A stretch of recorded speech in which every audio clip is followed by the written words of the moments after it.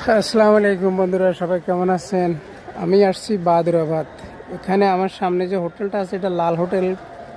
কোনো এক সময় ছিল, এখন তো নাই। প্রচুর আমাদের বাংলাদেশের এখানে ছিল, আড্ডা ছিল,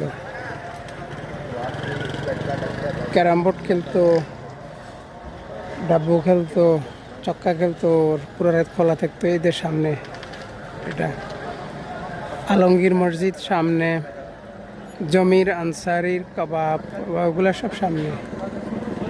বাদরাবাদ শাদি হলের সামনেই সাদাবাহার গুলবাহার, সব খানে পিনের দোকানে কিছু সব কিছু টোটালি। বারবেকিউ আলমগীর, এটা হলো নাস্তার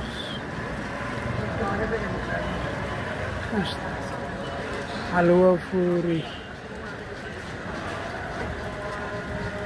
ওই সামনে হলে জমির আনসারি।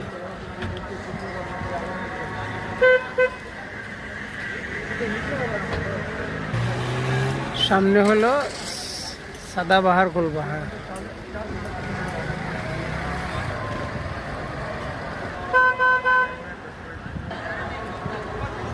কমের ভিতরে রাতে 2টা পর্যন্ত খোলা থাকবে।